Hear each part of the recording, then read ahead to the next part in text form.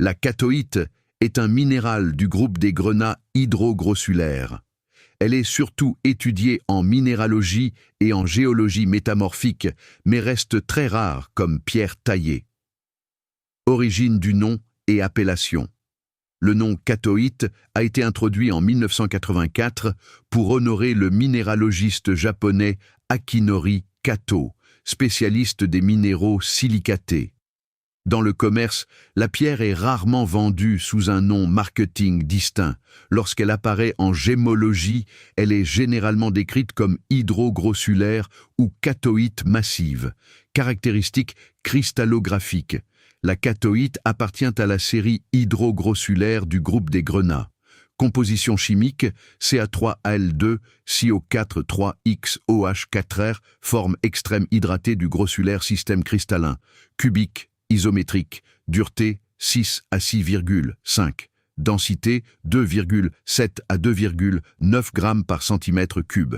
Éclat, vitreux à résineux. La particularité structurale vient du remplacement partiel des groupes CO4 par OH4, ce qui modifie la densité et certaines propriétés optiques.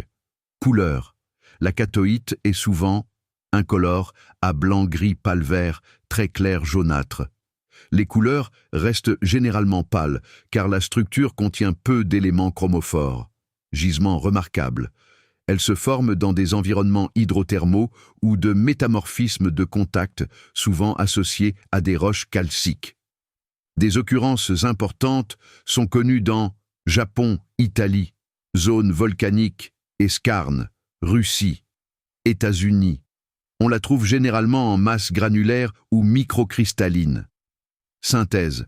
La catoïte peut être synthétisée expérimentalement en laboratoire par réaction hydrothermale dans des systèmes CaO-Al2O3, SiO2, H2O.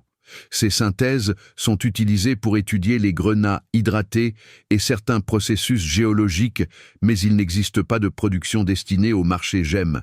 Valeur sur le marché. Comme la pierre est rarement transparente et peu utilisée en bijouterie, sa valeur GEM reste faible. Prix moyen estimé, de 1 à 5 $ par carat pour du matériel poli ou taillé.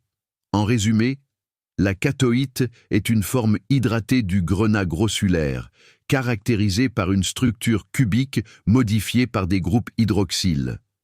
Elle possède surtout un intérêt scientifique et minéralogique plutôt qu'un rôle majeur dans la joaillerie.